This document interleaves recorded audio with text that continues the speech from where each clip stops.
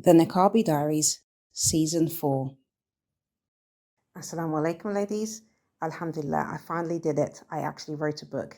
It's dedicated to all the single Muslim mothers out there, hence the name How to Be a Single Muslim Mum. Inshallah, it's available as an ebook, paperback, and it will be available as an audio. Alhamdulillah. Barakallahu feekum, sisters, for the support. Check out the link in the description to get yours. Assalamu alaikum wa rahmatullahi wa barakatuh. Welcome to another episode of the Niqabi Diaries Season 4. Alhamdulillah, with us we have a sister that we're going to talk a little bit about fertility, women's fertility in particular, inshallah. This sister we spoke to in Season 2, I think it was. So, sister, if you could introduce yourself again for the listeners and tell us a little bit about what you do, inshallah. Okay, inshallah. Wa alaikum salam to barakatuh. So my name is Sabora or Charlotte. It depends how I sort of meet you, but you know, I'm a revert, so you'll find me going by both names. So I am a holistic fertility consultant, alhamdulillah. And I've been helping couples now for I think 10 years, like 10 and a bit years. Alhamdulillah, with who are trying to conceive, or just couples who may even just have like fertility related issues. So alhamdulillah. Allahumma barak, mashallah. I love what you're doing. I recently had a baby, so I'm just like, alhamdulillah, I didn't really have any issues, but I think because I'm 40, so I had a baby at the age of 40. And like, you know, when you get older, there's a lot of people will tell you things like, oh, you know, as a woman gets older, it's more difficult to have babies and stuff like that. So I've been looking into a lot of these different things, and actually I found out, I realized that my paternal grandmother, she actually had 7 babies from the age of 40. Oh, so I found that really interesting. So like I know like a lot of people say, and I do believe that women should try to, you know, well, just in general, Islamically, we should try to like have families from as young as age as possible. We know that putting off marriage is not something which is like, you know, it's not like the sunnah. We should try to get married as early as possible. That's what makes sense, but it doesn't always work out like that. So the more research that I've been doing, I've been seeing that even if we look at some of the companions, they didn't all get married like the earliest age. Some of them was married later on, like in their later 20s and stuff like that, and had children, you know, like much later as well. So I think there's a big misconception about, you know, like fertility in general, and I don't know, like what's going to be possible for sisters, especially because I think especially with the online you know, kind of climate that we've got at the moment with regards to the, I don't know, red pill and all this kind of weird ideologies is going around. Women are being told that, you know, once they've passed, I don't know, 25 or so, they're kind of, you know, they're khalas finished. You're not going to be able to have kids and don't drink. Do you know what I mean? All this kind of stuff, which it doesn't make sense, because when we look around, I mean, I know a lot of women who've had kids, you know, over 30, over 40, whether it's their first child or not, you know, and we know that it's Allah subhanahu wa ta'ala who, you know, is the one that blesses people with children. I've known people who got married very early and they didn't get any kids until they was like maybe in their 30s or late 30s. Yeah. So, you know, you'll have kids whenever, you know, Allah decrees or not. So I wanted to ask you, what kind of inspired you to start your business or get into this line of work? Okay. So I would say from the business aspect of it, it started, like I said, about 10 years ago. I was a mum of 2, and I knew a very close sister who was in need of sort of like financial support. And I didn't have like a job. I was just, you know, a stay-at-home mum. And I remember thinking how I can't like give her anything or help her in any kind of way. And so I thought, what could I do like to make money basically? So I thought, well, I'd always like dabbled on like eBay and stuff, selling things. And I'd recently sold like baby nappies, you know, like reusable baby nappies. And then I started to sell pregnancy tests and stuff like that. And then I remember thinking, well, I know a little bit about like, you know, trying to conceive, like how to like sort of have a baby a bit quicker. I'd basically, I think around that time, I'd learned a few tips and stuff like how to have a baby, if that makes sense. I know it seems normal that everyone just thinks, okay, well, you get married and you be intimate often without any contraception and you just conceive. But I mean, I remember with my second, I wanted to just like have another baby, and I didn't know. I wanted the quickest route, like how, Googling like how to have a baby now, Yes. sort of thing, yeah. And I learned about like cervical fluid or female discharge and its role it plays in your menstrual cycle and fertility.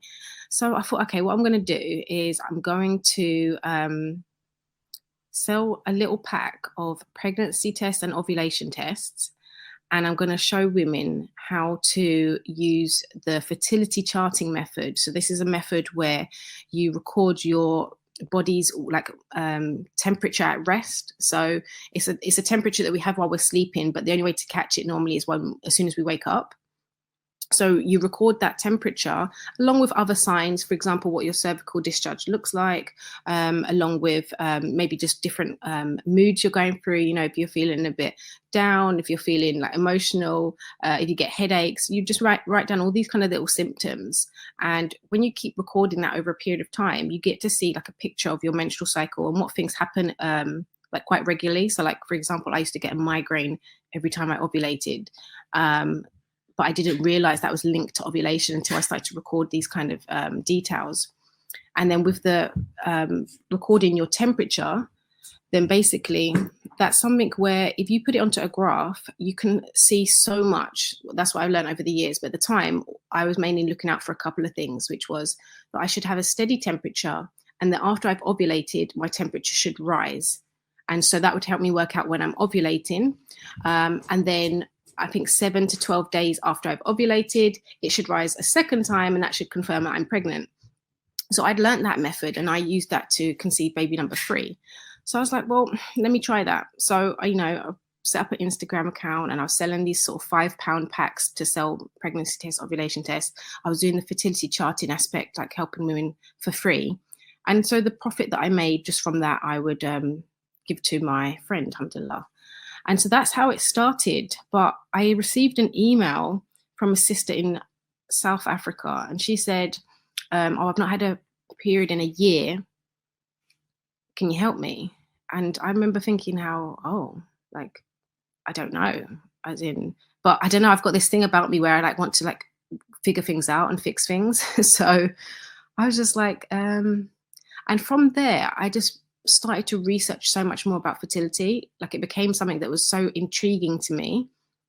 The more sisters I spoke to, the more people I started to work with, the more it grew this kind of wow, I'm seeming to, the first sister that I ever did the fertility charting with, she conceived straight away in the first month. And that was kind of like a sign to me to just wow, this works, keep doing this, and then I looked around for courses so that I could, actually learn about this properly. And so then that's when I started to do holistic fertility courses. But most of it, I would say, is just from my own research and just making sure you learn from the right places. And yeah, it's just become, I don't know, it's something that I enjoy doing. It's my hobby. It's just my work. It's just everything. So alhamdulillah, that's how it started. Yeah, it just grew from there, alhamdulillah. Wow, Allahumma barik. It really sounds amazing. And what a beautiful way to start a business, that you wanted to just help somebody out. Yeah. SubhanAllah, financially. That's SubhanAllah, wallahi, it's so sweet and kind, and that really touched me when you said that, because I don't know, sometimes obviously businesses, a lot of businesses start from having a need, and you had your business started because of the need of somebody else or your desire to help somebody else. And I think that is a beautiful illustration of how a woman, a Muslim woman specifically, can earn money, which is according to the sunnah. Because basically, obviously, we know that our money that we earn or that we have is, we can spend it however we wish. And if we spend it in charity, that is good. Even if we spend it on our own families, that is considered a sadaqah.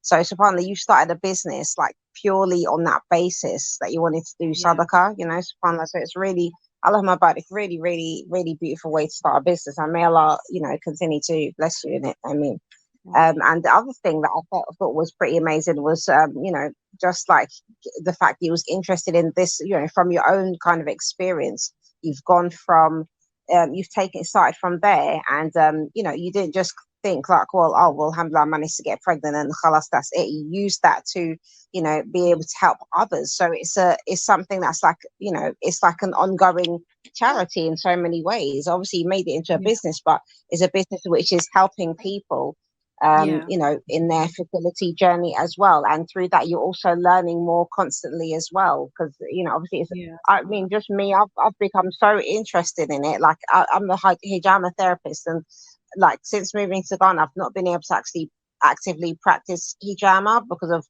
like my living situation at the moment. So, like, going through this experience in the past year or two, I've just, like, become more I've always been interested in alternative, or what they call alternative health, which isn't really alternative. It's actually just regular natural. Like learning about real like health, natural. I've always been interested in that anyways. So like this subject is really interesting to me, and it's just nice to hear from somebody who's kind of spent this much time, obviously you've got more than 10 years of experience in doing it, and it's like it just shows that like the more you do, the more you learn, and the more there is to learn, basically. So it's interesting that you mentioned about the subhanallah, the changing of body temperatures, because like I was just thinking when you were saying that, I was just thinking, okay, well, how much does a woman's body temperature actually change? Because subhanallah, you don't think about these little fine details. And I know that obviously, like when women, it's like I know that when women go through, for example, menopause, stuff like that, they experience these hot flushes, and I'm sure that obviously like women who have periods have a similar thing as well. Like, but it can vary from person to person, isn't it? So how much percentage does a woman's body actually change that she can measure it? And how do women take their temperature? Like, are there special kind of thermometers that we need to use in order to be able to take temperature accurately as well? Like, what's the best way to take the temperature? So there is thermometers out there called BBT, body basal thermometers, but I honestly just recommend a regular digital thermometer. So even if it's to 2 decimals, so for example 36.25, that's fine. But even if it said 36.2, that's okay. And I find that majority of women will have a clear picture using those thermometers. Now, if you need to be specific, then you can go to the 36.25, to the 2 decimal points. But I find that rarely women need that. So, but just a normal oral digital thermometer. So you just place it under your tongue as soon as you wake. So literally, you set your alarm, and as soon as you hit that alarm, you put it under your tongue. No getting out of bed, no going to the toilet, etc. You just straight away record your temperature, and ideally at the same time every day. So some of the ladies I work with, they'll do it at Fajr time. Some people will use it at say 8 a.m. when they're getting ready for work. And that's because you need a consistency, like so they've had a consistent amount of sleep. Now, obviously, you can't really control how much sleep you get all the time, but ideally at least 3 hours of solid sleep. And the temperature ranges are like so. So ideally, from the time of your period starting all the way till you ovulate, it should be between 35.8 to 36.2. So you've got about 0.5 of a degree there, I think. And you should see it nice and steady. Now, when women's are not steady, they're like up and down, up and down. That's correlating with their hormones. So now we've got the thyroid in our throat. That's like helps produce hormones. So when that's working nice and steady, your temperatures will be nice and steady. If your thyroid is a bit all over the place, or maybe let's say you got hypothyroidism or hyperthyroidism, one of them will show really cold, and that's because your thyroid's like underactive. It's not functioning properly. So your temperature is really cold. But then if your thyroid is overactive, and it's like constantly like pumping out loads of hormones or too much of a particular hormone, then your temperature will actually be really high. So I'm looking for those kind of discrepancies, like just when I assess their hormones, I'm looking to see, do they have a hormone imbalance? Because obviously most of the couples I work with, they have fertility issues. So I'm using this method to figure out what the woman's issue is. Doesn't work for men. And then I can help with balancing her hormones. Now, what will happen is once you ovulate, our body produces progesterone, and that hormone naturally heats us up. So what you should see after you ovulate is this spike, this sudden jump in your temperature. And then for as long as your body is pumping out that hormone quite consistently and quite enough, you'll have these high temperatures. You may feel it though, as a woman, you may feel that there's a time when you just feel a bit warmer than normal. Everyone else might be saying, oh, it's cold, you feel hotter, or some women might even get night sweats. So that's what they would feel like after they've ovulated, all the way up until their period's about to start. Then the temperature will actually drop down because that hormone just stops being produced. Now, it's literally such a simple method and easy to learn, but it's amazing. Like, I've been mind blown of all the things that I've learned. Because like I said at the beginning, it was just to work out ovulation. But then, like I said, if you conceive, which is 7 to 12 days after you've ovulated, your body now starts to kick up that progesterone even more. It starts to produce more. And therefore you see this other rise in temperature. And then that's when I can like say to a lady, okay, I think you should take a pregnancy test. And I can tell if they're pregnant before they even know, because of just using this method. And it worked for myself. Like I said, I first ever used it to conceive my third child. And I remember like my friend looking at me and being my sister-in-law, she was just like, what are you doing? And I said, just looking at my temperatures, I said how apparently tomorrow, if my temperature goes up, I'm pregnant. And she was like, oh, okay then. So then the next day I took my temperature and it rose. And I was like, I think I'm pregnant. And I was, alhamdulillah. It was just so amazing to be like, wow, this thing that I just been learning worked. And I'd been doing it for about 3 or 4 months, because when I'm breastfeeding, I don't actually have any periods. So I started to do this method, and then after I think a month and a half, then my period started. Not because of the method, but because I'd actually stopped breastfeeding. So I was able to see what my temperatures was like and just get used to taking my temperature every day, because it's like a habit to get into. And to be honest, anyone who's got little kids, it can be trickier because you might be waiting for breastfeeding. The baby might run off with the thermometer. But it takes a little while sometimes to get into. But alhamdulillah, it's an amazing thing that I recommend all women learn, because you can use it just to have a look at what your hormones are doing and how your body is. And then you can take that information to like someone else who knows what they're doing, or even to a doctor and say, hey, I think something's up with my thyroid. I really had no clue about that, subhanAllah. So I wanted to ask, actually, based on what you just said, you mentioned breastfeeding there. So I know that, like, for a lot of people, like in my experience, like after giving birth and breastfeeding, usually like, don't get a period or don't have a period, and that's seen as usually a natural contraceptive. And I've met some women who literally got babies which are like 9 months apart. So how like, do you know, is there any kind of reason why some women don't like still conceive during breastfeeding, or maybe they'll start having their periods during breastfeeding? Because I think there's some women don't get periods but they'll still conceive while breastfeeding, and some women get their periods immediately after like having a baby again. And then they'll know that they could still conceive potentially. So is there any kind of reasons for that? Like, what is it, just like a different from woman to woman? What is that about? This is it.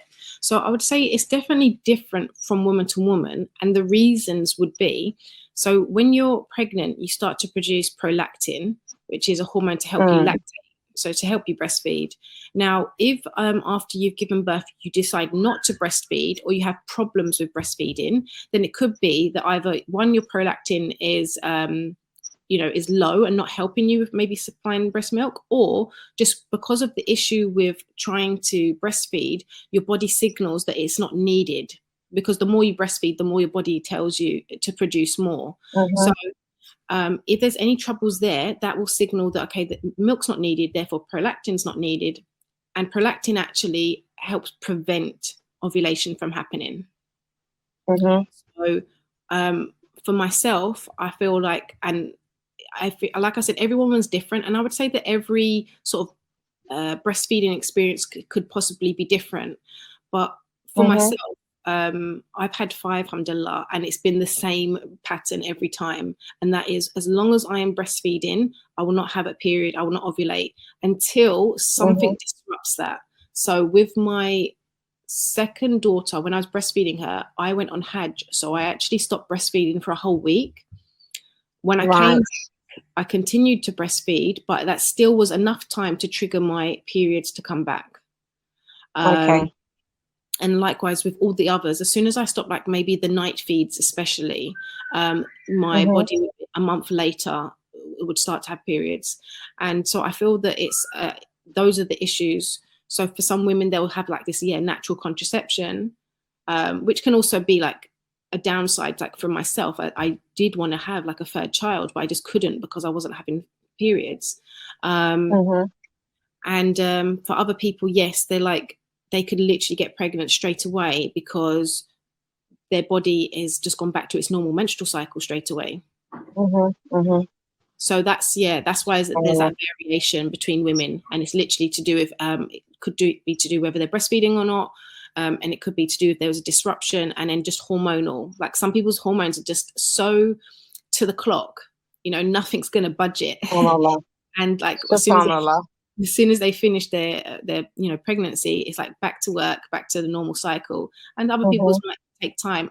And if you've got an issue, like a fertility issue, like let's say you had irregular periods before you got pregnant, then you can expect that it's going to be sort of going back to the same irregular, sluggish routine.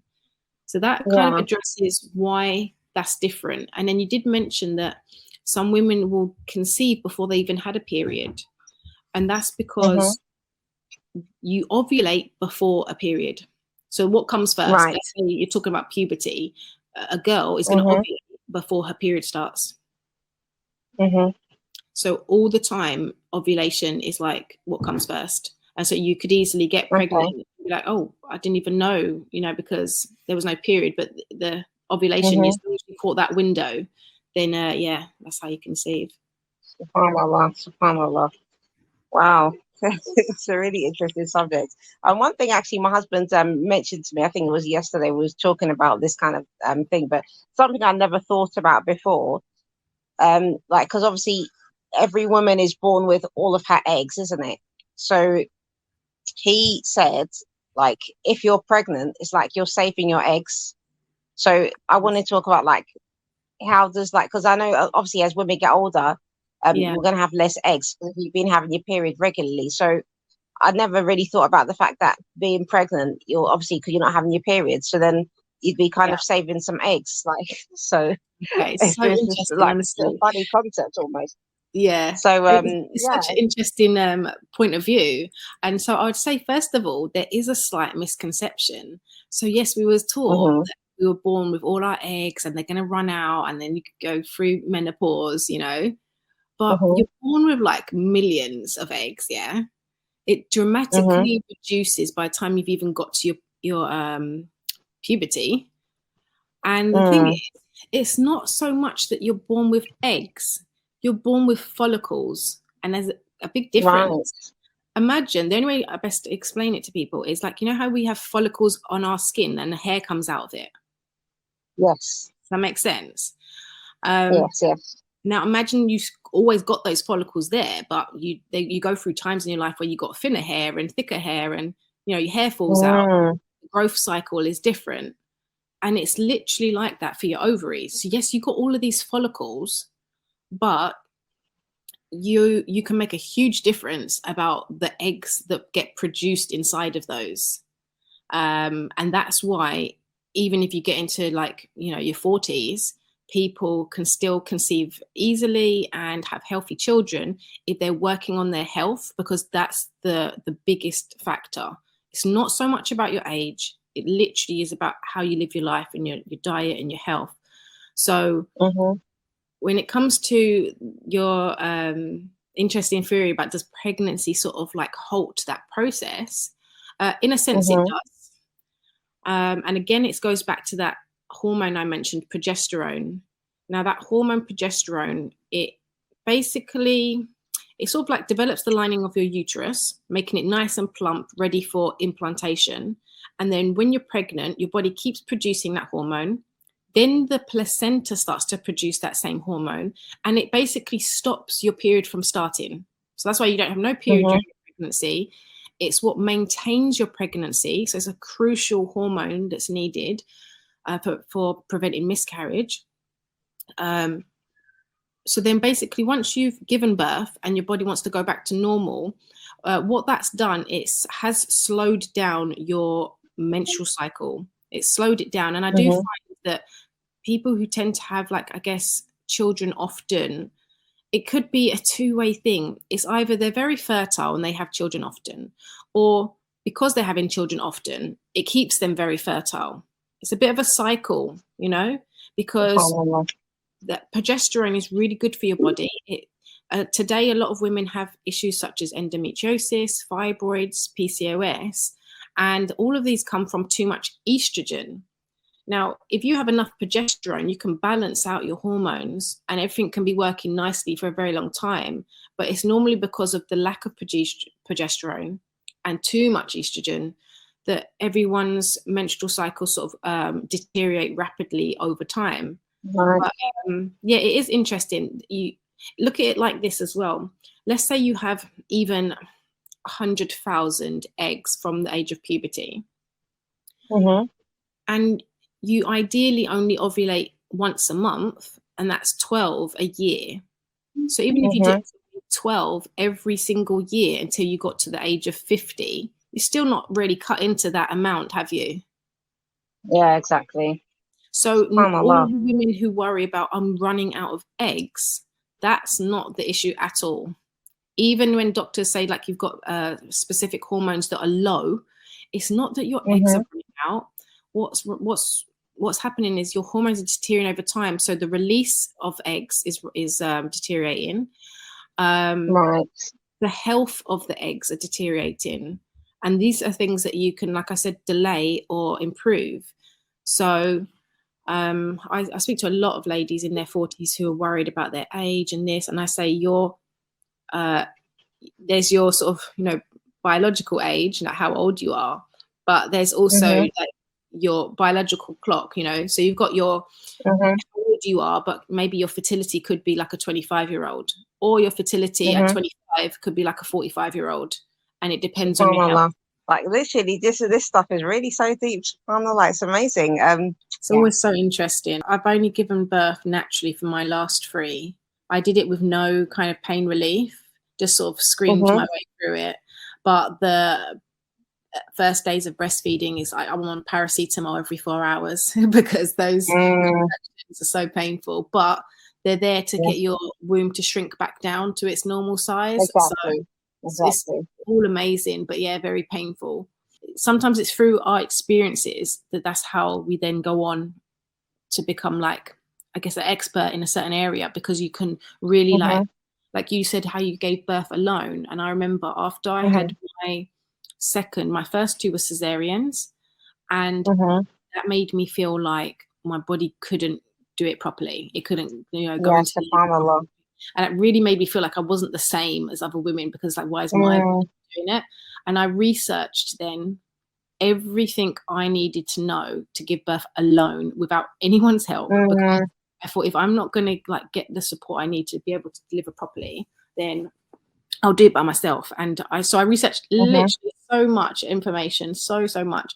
And I ended up having a home birth as my first, you know, post cesarean, if that makes sense. So, and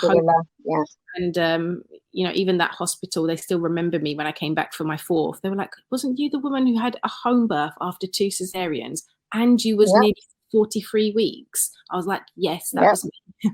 And I was determined. And, you know, then I was able to have all 3, alhamdulillah, naturally. But it takes you to go through these experiences, you know, for you to learn something. Alhamdulillah. But And it's building the confidence as well, isn't it? So yeah, I think that's really important. But yeah, subhanallah, like, because I know that, like, I have not had a cesarean, but I know that for a lot of women, like, having a cesarean really can affect your confidence, like you mentioned, yeah, to be able to give birth properly. And the doctors, they also make you feel like that, because they tell you that if you've had, like, what, two or was it three cesareans, I think, that you shouldn't have any more kids. They literally tell you that. I yeah, know, like, I've got a friend, and that's what they said to her. And I was I took part in a workshop actually some years back.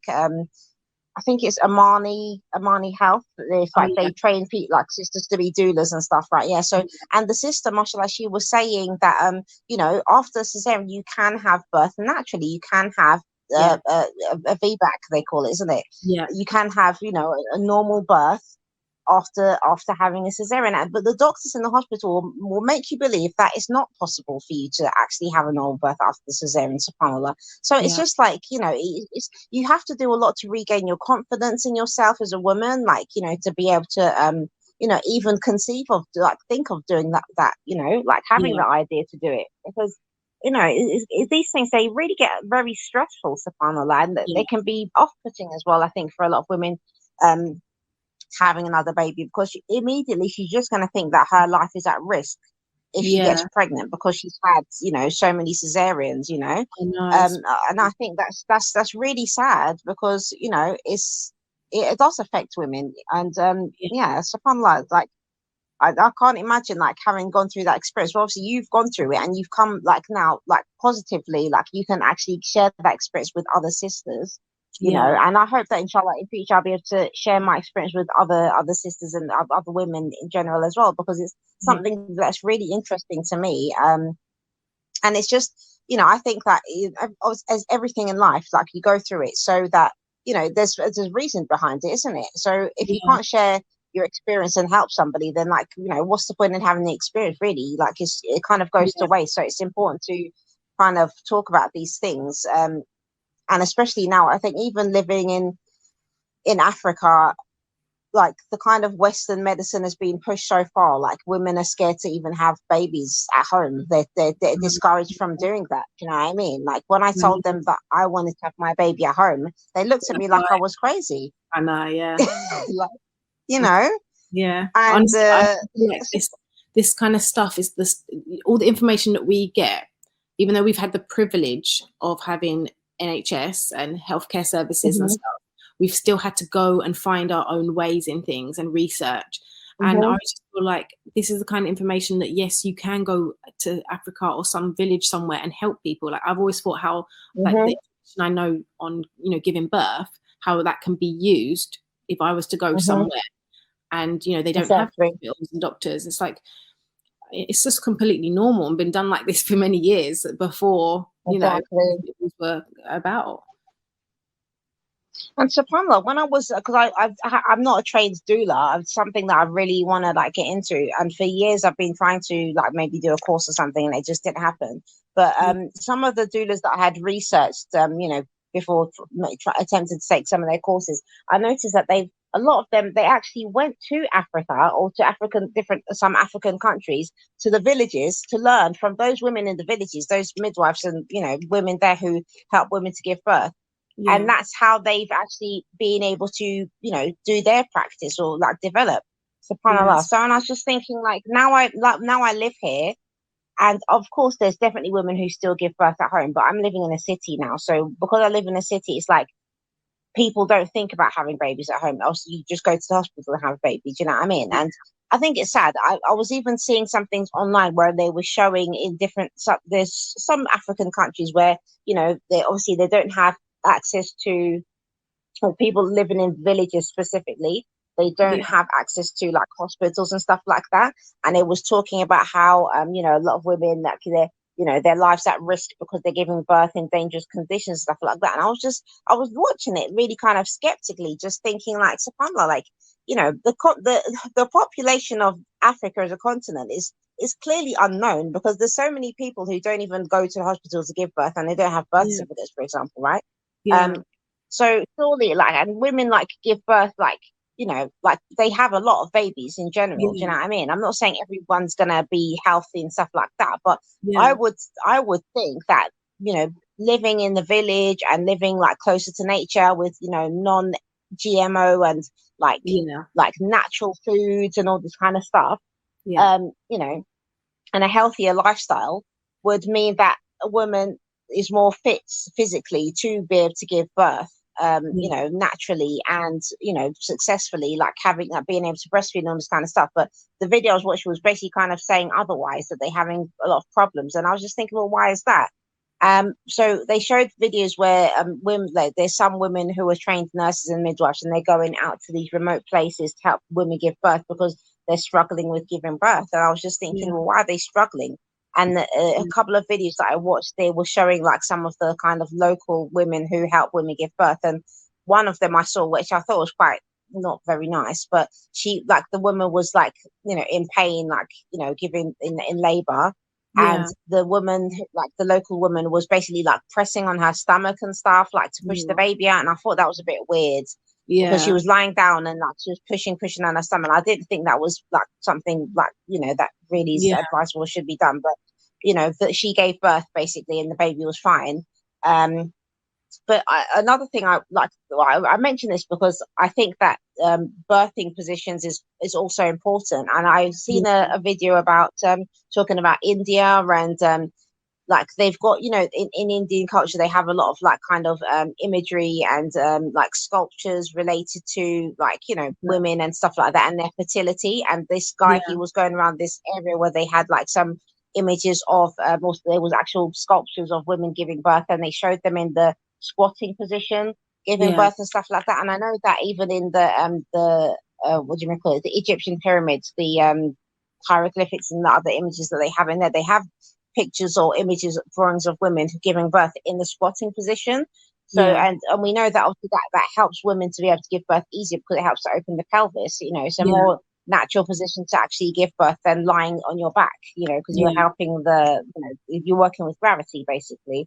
So I think there's like, I think I don't know what's happening in, you know, I can't speak for obviously every African village or country, everything, but like just from what I've seen in those videos, my perspective is I think that somewhere, you know, those villages have been influenced maybe by Western medicine still, even though they don't have the access to it, but they've been influenced to such an extent that it's affecting their ability to be able to, you know, give birth in the way that they normally would have done, because they've been told that, oh, they have to do it in this particular way, and they're trying these other methods which aren't helping them really, you know, like to be you know, give birth as easily as they should be able to give birth to subhanallah. So you know, just when you see things like that, you just kind of trying to figure out like what's happened here, because, you know, as I said, naturally, like when you see even historically, women wasn't giving birth lying down on their back, and it doesn't make sense. I think, you know, in my experience at least, lying down is the last thing that I want to do when I'm in labor. Like naturally my body does not want to lie down. So you know, I've always kind of just gone with my instinct from my first you know, labor. That's how it was. I've always given birth like, you know, in an upright position, you know, on my knees basically. That's kneeling down. That's the position that I found easiest. The same. Subhanallah. So yeah, and it's like when you go to hospitals, like they make you do certain things which is, it's going against what your body is like telling you to do basically, subhanallah. So yeah, it's interesting, these kind of things. Subhanallah, I don't know if we've got off on a tangent or not, but like like it's just interesting, this discussion, and like trying to, that women's bodies are just quite amazing, actually. And I saw a post, okay, coming back to what we was talking to before about the age and stuff like that. I saw one of your posts and you was talking about, you know, how it's not about the age specifically, it's more about women's fitness and like, you know, her health, her physical health. So like, can you give any kind of like, you know, what like specifically do you think a woman should be doing in order to maintain her like fertility health? So first I would say keeping record of your period, like keeping record, when does it start and then what is it like, you know, because if you keep a record of something, you know when it's changing, and those changes are going to give you an indication as to what's happening in your body, you know. So a lot of people I speak to, they'll say, oh yeah, I've had regular period, but in the last so many years, my period has become lighter. And like, that's a huge indication, you know, if you have light periods, that it means that hormone that I've mentioned so many times, progesterone, is also low. Because if that hormone helps thicken and develop the lining of your womb, Yes.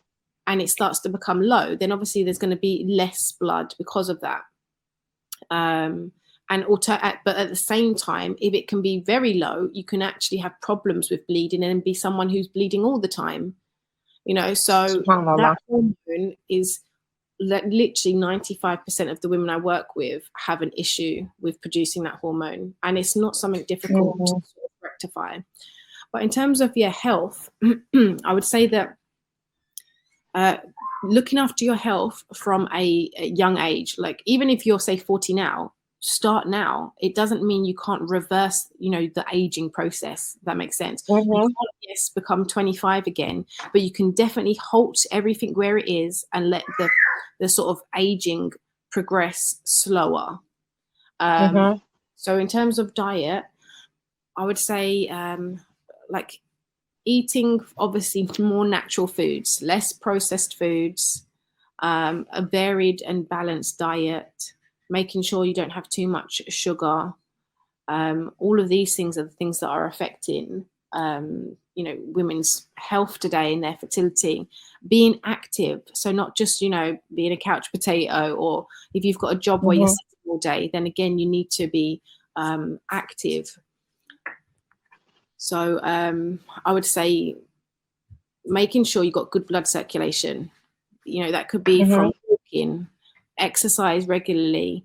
You also mentioned stress. So again, not allowing stress to affect your body. So having stress management sort of techniques can make a difference as well. So whether that be on a daily basis, just having like breathing exercises, or on a weekly basis, doing something that helps you to de-stress. That could be long walks. Some people like being creative or painting, whatever that is that helps you to de-stress, because that can have an effect.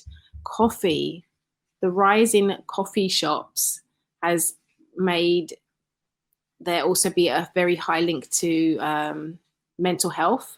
And I feel so much that people don't realize that the coffee has an effect on your cortisol, your stress hormone.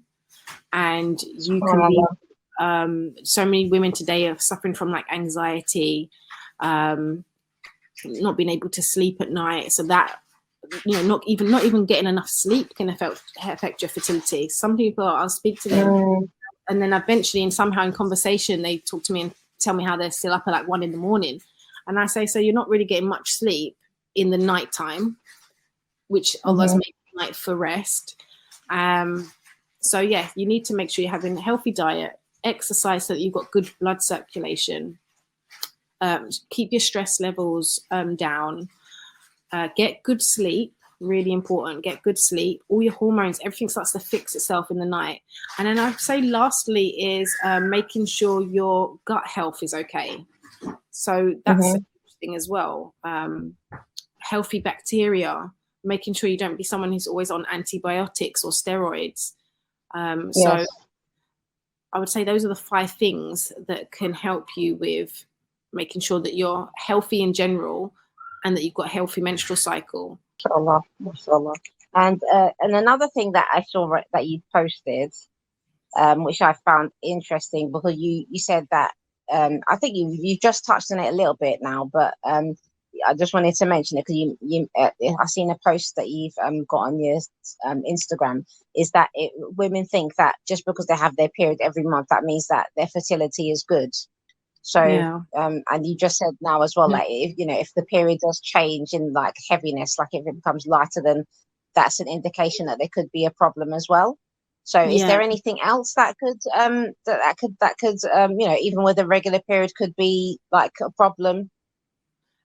So again, a lot of the women I work with, they have regular periods, but then what we're noticing is that, so first of all, the one that I've been talking about is the progesterone is low. So they're ovulating a lot later than is ideal. So ideally we should ovulate in the middle of our menstrual cycle. I won't say cycle day 14 because that's not always the case. But let's say you ovulate on cycle day 18, but you have like a 32-day menstrual cycle. That's perfectly fine. But some people are ovulating on cycle day 20, 22, and then their period is coming on, day 30, and they've only had like 8 days of their body producing that hormone. And it's really important that progesterone is being released for about 12 to 14 days. So I'd say one area that if you have a regular period, work out when you're ovulating and count the days from ovulation until your period starting. If it's less than 12 days, that's an issue. But it's not something that can't be fixed. It's actually really easy to sort these issues out. But if no one knows what to do, then that's why they stay in that state, and then it becomes worse. So I would say that's the first one, is work out when you're ovulating and count the days from ovulation to your period starting, and check that it's more than 12 days. The second thing would be like PMS symptoms. If you've got crazy PMS symptoms, that's a sign your hormones could be imbalanced. And if you have no PMS symptoms, that you feel the same all the way through your menstrual cycle, that's an issue. That flags up kind of, something's wrong there. Because you should feel some temperature rise. You should notice that you're emotionally feel a bit different. Could be that you're more likely to get upset, quicker to get into an argument.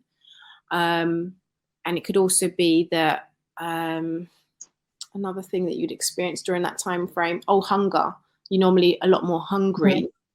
Often people eat chocolate and junk food, but really you need more protein. So you're more hungry in that time frame. If you've got crazy PMS and, for example, you're getting really depressed, you're getting upset and thinking like the world's over kind of thing, like literally like that's how you can feel, like just, when you just feel really low and down, or just that it's the worst thing ever, just from a small argument or something like that. Really bad, painful breasts, maybe excessive bloating. There's certain things there that suggest like a hormone imbalance. Another thing would be a low libido. So having no desire at all during your menstrual cycle. So not just, you should have a stronger desire around ovulation, but even just during your menstrual cycle, anytime, you should still have some desire. But some women will say, no, they have no desire whatsoever. And they have no fertile discharge. So the fertile discharge, which your body produces for the day or a few days leading up to ovulation, it should look literally like you've cracked open an egg and you've got that raw egg white. So it's like see-through, clear, stretchy, and in abundance. If you're very fertile, you'll have it in abundance. That's what women see. But if they're like, no, I don't see a difference, it's just creamy, it's just sticky, and I'm like, okay, that's a sign that there's a hormone imbalance there, because otherwise your body would be, it's like clockwork. I'll have a period, then I'll have a time when there's sort of maybe no discharge or it's creamy, and then it'll go to this really fertile discharge, and then as soon as you're ovulated, bang, it's gone again, and you experience dryness and not much discharge at all. So these are kind of things that, yes, even if you've got a regular period, you look out for these signs as to, okay, there's something wrong. It could be even other things like acne, thinning hair. So if you've got thinning hair, especially at the front and down the parting, brittle nails, just other little signs and symptoms that would indicate that there's something going on in the body that's affecting your fertility. So, Palmer, it's so interesting. Even the issue of the discharge as well is very interesting, because I think that, but I don't know, for me at least, I know that that's something I don't think I've ever paid attention to it, other than the fact that I'm thinking, well, why do I get this? Because it's exactly. like, this is something coming out of your body. You just think, oh, it's just another mess you need to clean. I mean, recently, actually, since I was due my last period, I've been getting white discharge like a lot, like every day. So I don't know, what does that indicate then? Okay, so discharge is, it's amazing. I have like several videos on it because I just talk about it so much. And like you said, as a woman or a young girl growing up, when you first start to see that in your teens, for example, we're kind of maybe told that, oh, it's just the body's way of cleaning itself. That's it. It's just, Yeah. okay, that's just a discharge, like, I don't know, earwax or something that we Yeah. don't know about.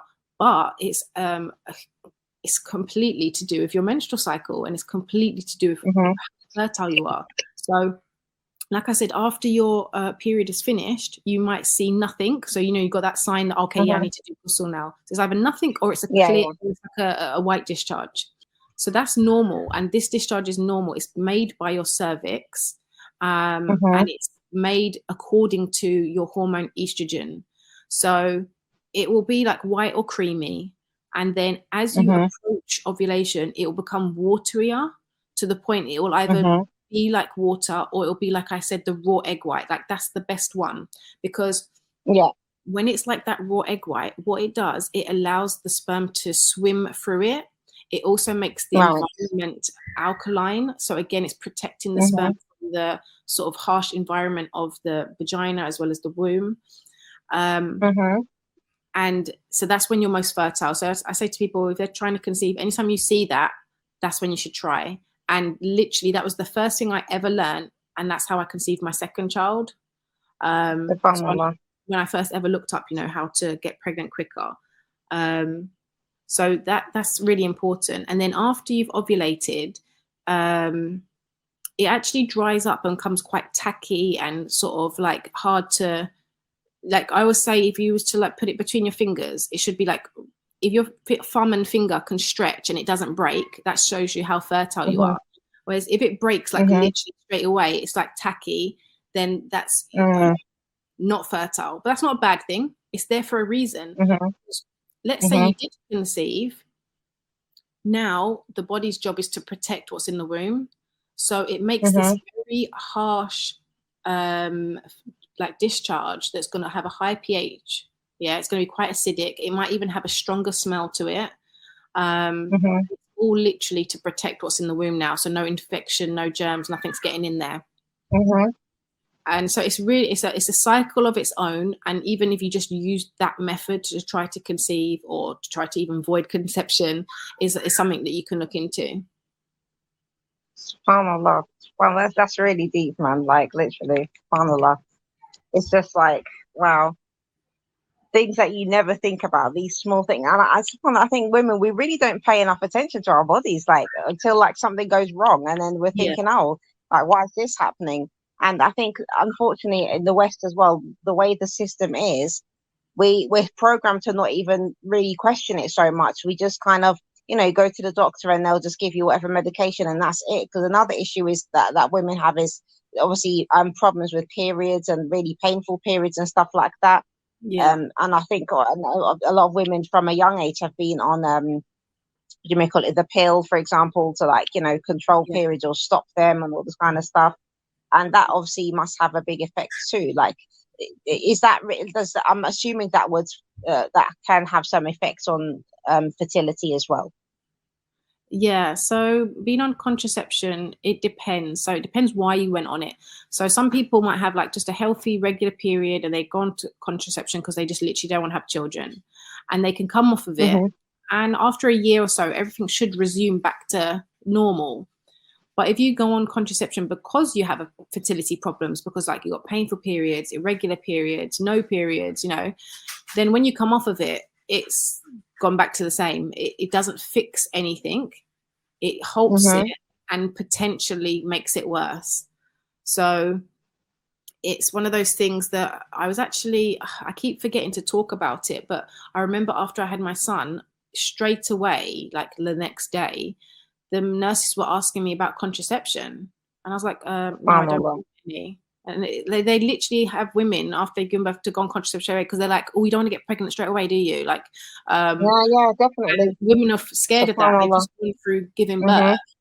They don't have back-to-back babies, maybe. So they will go on it, even though their body could naturally be not letting them conceive anyway. So, and obviously contraception is going to affect even then possibly milk flow. So it's something where you know, that's something I'm just like annoyed about. But I just feel like, subhanAllah, so women don't know, and they're just straight away being told, oh, look, you need contraception now, like go on to, and so many of them, like, you know, having things in your body that is just giving off different, you know, hormones or different things. It's just, subhanAllah, it's a whole subject in itself, you know. But yeah, I always say to people that, you know, contraception, it might serve its purpose sometimes. You know, sometimes people have to have it so that they don't conceive because it will be detrimental to their health, because maybe they've had a surgery and they need to not like conceive afterwards until so long. But otherwise, I would say it's definitely not something that's going to fix your menstrual cycle long term. Oh, definitely not. Yeah. So have you got any tips for anybody who is having issues with their menstrual cycle that they might be considering? That maybe there's a sister listening, for example, and she's got a young teen daughter who's having really bad periods. Is there any kind of advice that you can give them, like as a basic, like kind of thing to like maybe start them off to help them out? Yeah, definitely, because I myself have got 2 teenagers who have menstrual cycles, and I'm more, because I'm so aware of the possible outcomes down the line, I'm like telling them, record your periods, you know, yours is coming soon, or yours is being like this and that. So normally at first, irregular periods when you're a teenager is normal. Mine, you know, was like every 45 days, you know, for some years. And it would have continued and got worse had I not learned about what I know now. So if you see that after like a year and a half, there's no regular period, like a normal, healthy period, regular, yes, there might be cramping. But so that's all normal. But if it's not normal, because one, it's irregular after a couple of years, that should be addressed, especially if there's like no period for like 3 months, 6 months, 12 months. That needs to be addressed really quickly. Painful periods. Now, painful periods often come from a couple of things. It could be low blood circulation, low magnesium, not enough water, so dehydration. And so teenagers, they often eat whatever they want, and it could be like junk food, not very healthy. You don't really care because you don't maybe gain so much weight when you're younger. So I would always say make sure they're drinking a lot of water, that they have a varied diet with lots of vegetables in it. You know, cut back on all of the caffeine and the junk foods. And then just make sure that they got a healthy, a good vitamin, a good multivitamin for women. So that's what I have my girls take, is a multivitamin. And I think that does a lot. Now, when they're older, there might be other things that they can do or take. So basically, I would say there's one supplement I recommend to nearly everyone, and it's called Mecca. But the thing is with this supplement, it does increase the libido, which may be not suitable for a young girl or boy until married. So I always try to avoid that. But I say they have a really good multivitamin that's specially for women, then that can help. Okay, mashallah. Wow, it's very interesting. SubhanAllah. I remember like when I was a teen, I used to take and I can't remember why I was even taking it now. Actually, I was taking what was it called? I used to get it in Holland and Barrett. Yeah. Oh, I can't remember the name of the supplement now, but it's supposed to be good. It was supposed to be good for periods and like nails and hair or something like that. I can't remember what it is now. It's not coming to my mind, the name of it. It's not elderberry. Is it like biotin, like something specific? No, it wasn't biotin. I can't remember what it was. Something, I don't know. I can't remember the name of it now. But yeah, I used to take this supplement thing. It was it's a natural, like, I don't know, some kind of plant based something. I can't remember. Gosh. Yeah, I can't remember the name of it now. I'm gonna have to look it up, subhanAllah. But yeah, and anyways, I was taking that, and alhamdulillah, like I found that like it was helpful. Yeah, alhamdulillah, when I was you know, that young and stuff.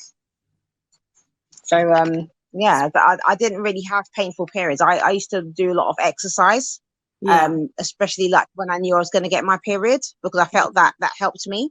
like with cramping and stuff in the first couple of days. So I would only get cramp maybe the first day, and then after that I would be okay. Like I wouldn't have any more like pains or anything like that, and the period would like just be like normal and everything. So that's what I used to do when I was younger, and I've just consistently done that as I've grown older, to be honest. It's not and that's kind of my way of dealing with periods. So I noticed that, you know, exercise really helped with preventing, you know, really bad cramps or like excessive cramps, you know.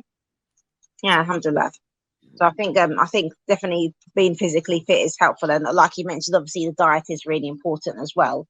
So what about for young girls or even sisters who are experiencing like really bad acne and things like that? And because I think I've seen a correlation between people having that bad acne and also bad periods. So I don't know if that's true for everybody, but the people who I know who have, you know, issues with acne, they usually have issues with their period as well, either like having too many periods, like, you know, or like not enough, for example. So do you know anything about that, and what can you advise? Yeah, there definitely is a link. So in their teens, it's very normal anyway, because you're going through a hormonal change, to have spots. I would say spots, even if it's a lot of spots, it's still spots, not acne. And that's perfectly fine. But yes, if it's acne, then it does show that there are deeper problems to do with your hormones. And so some people can get particularly along their chin, along their cheeks. And I would say that they're working on hormones is the best route to go down, not working on, for example, skincare routines and stuff so much. Yes. There are some things that help with skincare. So I would say aloe vera. Like if you're going to put anything on your face, put aloe vera on your face, and you'll notice within about 20 days how your spots will clear up. Like it's amazing. But then even internally drink aloe vera, and you'll have huge benefits from drinking aloe vera. It'll help with your hormones. It'll help with your skin. If you've got, you know, acne, spots, eczema, psoriasis, you know, really just be drinking good quality aloe vera for about 6 months, you know. But yes, there definitely is a link to do with hormones. Now, I have not thoroughly gone into it too much, because I just focus on fixing the hormones for fertility. And if it happens to be that, alhamdulillah, that acne clears up, then that's great. But what I do know is that, so that again, after you ovulate and that your body starts to produce that progesterone, it has an effect on our oil production on our skin. So our body starts to produce more oil. So our skin becomes oily from that point onwards. And that's when even, you know, people who don't have acne tend to get spots. It's like, oh, I'm coming on my period soon. That's why I've got broke out in a few spots. So there is that link to do with the hormone progesterone and how your body starts to, do you know what it is? The hormone progesterone, because it heats up your body, it almost acts like a cleanse, like it burns off stuff. And you know, when you have a cleanse, you break out like in spots or something. And I feel that's a process that the body's doing. But just, how then it links to like this acne that continues to stay there, I'm not 100% sure. But I definitely do know that it is linked to that hormone, and it's like a hormonal thing. So if someone works on hormones, eating healthy, even gut health, and like I said, definitely give the aloe vera a go, both on your face and drinking it for 6 months, inshallah. It's funny, like you mentioned all these things, and it's like everything's connected, isn't it? You'll get these things, and like you don't think about them, but really, subhanAllah, it's like everything is connected, and we really need to pay much more attention to our bodies and even our moods as well. I think is another thing. Like you mentioned that as well. You know, that's important too. And it's funny because like I've been watching a lot of these videos where people like make their own journals and stuff, and they put like a moods tracker in it. And I used to think like, what's the point of that? But actually, it's probably like something that's good to you know, kind of make note of, especially with regards to you know, menstrual cycle as well, because obviously, you know, it does affect you know, kind of your mood and how you're feeling and such. I find like it's like really amazing, all this stuff, you know. It's like, wow. Yeah, so okay, so if anybody is listening and they really want to get some help, like what's the best way to contact you so that they can, you know, start their fertility there's probably several ways. There's, you know, going on my website, Instagram, email, and all of those would give you links to my WhatsApp as well. So, you know, those are the ways that you can contact me, inshallah. And even just there's so much, like I said, I've been posting for like 10 years. So there's a lot of information on my Instagram. And then on my website, I have a free workshop. It's sort of aimed at helping women understand about miscarriages, but also it's suitable for anyone. So not just for ladies who've gone through a miscarriage, but for anyone who's trying to conceive. It's sort of like a workshop that helps you go through covering about your fertility and how you can improve your health to have a successful pregnancy, inshallah. Alhamdulillah. Allahumma barik, sister. Jazakallah khair for giving so much of your time today. So we'll put the links to all of those things that you just mentioned in the description box, inshallah, because I'm sure there's you know, a lot of sisters, if not themselves, that, you know, maybe they've got somebody that they know that can be helped. Because, you know, subhanallah, like, obviously there's a lot of women having issues these days with regards to fertility, and I'm definitely going to pass your information to some sisters that I know, inshallah. Yeah, so, do you have any kind of final you know, any final thoughts that you'd like to share? Just that your fertility is so crucial to your health in general, that for even those ladies who've had children, don't think, oh, okay, it doesn't matter if my periods are like out of sync or whatever, I don't want any more. Because sometimes I hear people say that, and I'm like, no, trust me, if your hormones are great and your health's great, then it's going to prevent other things down the line, certain cancers, etc. So always sort of take it quite seriously, and just know that changes in your menstrual cycle will be a signal that there's something going on in your health in general. Okay, then. Well, I didn't ask you about the PCOS actually. How does it? Can I? Yeah, can I just ask you about that? Like, how does that affect a woman's fertility as well? The PCOS, because I know quite a few women in my family who suffer from that. Yeah, so like PCOS is just like the name given to, I would say, a number of like breakdowns in the body, and they can all be changed if you just address things individually. So you need to check your insulin levels, make sure you're handling your sugar well, your liver, if it's not functioning properly, because your liver, it just it's detoxes the body, but not just from like toxins and stuff, but also from hormones, like excessive hormones. So when these things are not functioning properly, your kidneys not functioning properly, so that's to do with your insulin. You've got your liver not functioning properly, so it's not getting rid of any extra hormones. And then you've got your gut as well. If that's not allowing good nutrition to get into you, or if there's something wrong in your gut, all of these things can have a knock-on effect on your different hormones. Or you could have one hormone that's out of sync, and because they're like imagine like in a circle in the body, they all send in a signal to each other. If one is a bit wrong, it affects the next one, and that affects the next one, and then it can go out of sync. So literally, I would say diet, because a lot of doctors will say to someone with PCOS, lose weight. But the thing is, it's not easy to lose weight, because often these women have problems with their insulin, and until that's fixed and addressed, they're going to struggle to keep off weight, even if they did try to lose weight. And then obviously as they gain weight, that puts more pressure on the body again. So you get in this really bad cycle of gaining weight, trying to lose weight in an unhealthy manner. And really, you need to work on your hormones at the same time as your diet and exercise. All three need to be done at the same time. But it is definitely possible to get under control.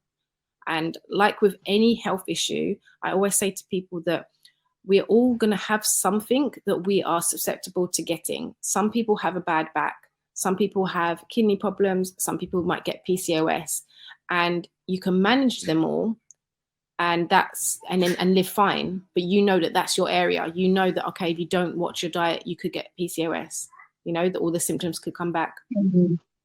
So I think, yeah, it's just about knowing that it's a lifelong thing of management, but the same way lifelong thing is, you know, managing your back, for example. Yeah. So, and what about fibroids? It's the same. I would say all of these fertility issues are actually linked. So it's just someone's more inclined to get PCOS, someone will be more inclined to get fibroids. And again, it's the same things. Often too much estrogen in your system. That could be from too many red meats, too much dairy, too many foods that have like herbicides and pesticides on them. So certain grains. If you can make sure that you're not having too much red meat, too much caffeine, too much dairy, because these things will have a negative effect on your estrogen levels. Again, poor progesterone, so it's not balancing out all of that estrogen, will lead to it. So I tend to find, yes, certain races might have fibroids. So I would say that Black people tend to have fibroids more. So again, diet is a huge thing. Just making sure, okay, what kind of meats are you having, and how much? Like we shouldn't actually be having meat like every day, twice a day. So cutting back on these things and trying to eat in a more balanced, healthy diet can really help with fibroids, preventing as well as reducing them. Okay, mashallah. I just remembered the supplement that I was taking. It's called evening primrose oil. Do people still use that, and do you recommend it at all for anybody ever, for anything? To be honest, the only time I recommend evening primrose oil is at the end of pregnancy, because it helps you with evening primrose oil. If you consume it or place it next to your cervix, it helps with your contractions, making it smoother, so it's like less painful and easier birth. But in terms of there's a lot of things out there that a friend or a family member will say, oh, take this or take that, but they all help with specific things. And if your thing isn't that issue, you don't need to take it. So, someone might be really good at, they need evening primrose oil, but then someone else might need something else. And I feel like sometimes people just will hop on to everything and not really knowing what they need. And that's where I try to help them to know, okay, this is your issue. This is what helps. And here's a plan, for you specifically. Because otherwise people will jump on everything. Oh, I heard this supplement helps, and I took this for 1 month, and then I took that for half a month, and then I wasn't quite consistent with this. And there's no plan and no knowing what they specifically need. And that can have a detrimental effect, because then you could just put your body more out of sync because you're taking the wrong thing, even at the wrong time, because sometimes certain things are really good, but you should only have it before ovulation, or you should only have it after ovulation.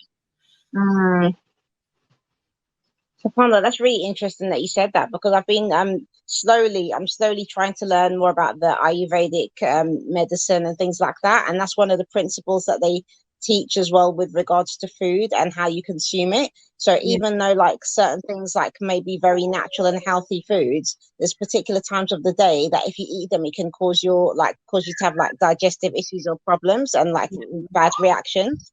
And that even if you're not allergic to the thing, for example, so I've noticed that as I've gotten older, I try to pay more attention to things like that, because eating certain things after a particular time of the day can cause me to maybe feel a little bit funny the next day or something like that, maybe cause bloating, or could cause you to have gas or something. There's just so many different things.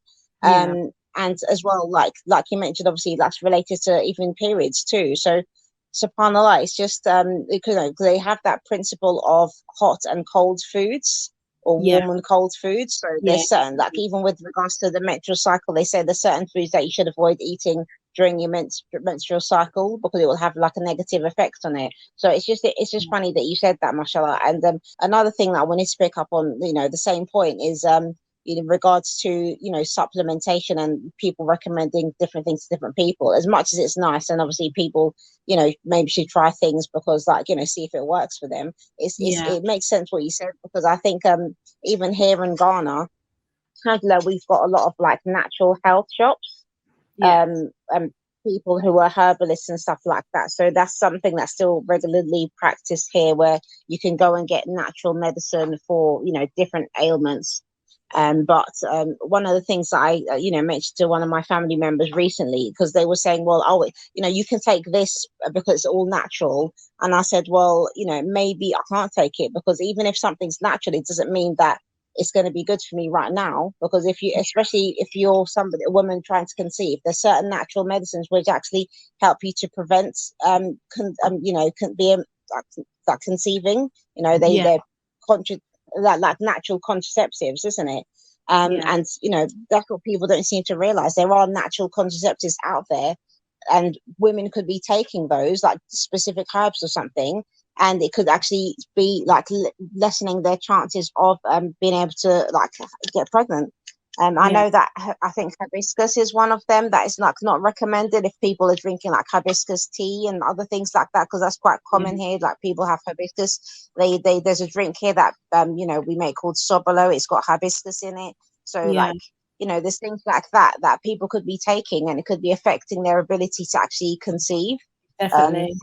Or just having and it's got on their periods exactly, and stuff. Oh, my period's strange. Subhanallah.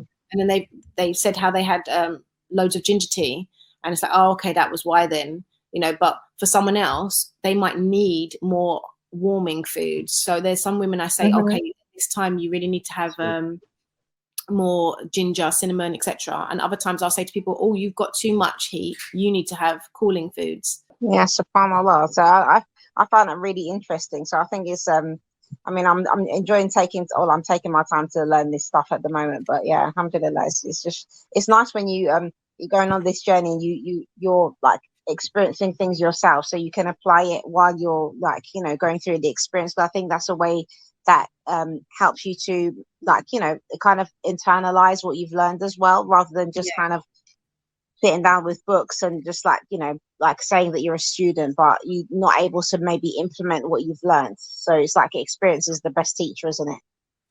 Yeah, it's true, 100%. Yeah, alhamdulillah. Okay, so mashallah, I've taken a lot of your time already, sister. I've gotten so much out of talking to you. Alhamdulillah, I really appreciate it. And I know you've got your family to go back to as well. So I'm going to say Jazakallah khair. Thank you so much. And inshallah, we'll put all the details for your, you know, to contact you in the description box, inshallah. And yeah, take care. And assalamu alaikum wa rahmatullahi wa barakatuh. Wa alaikum assalam wa rahmatullahi wa barakatuh.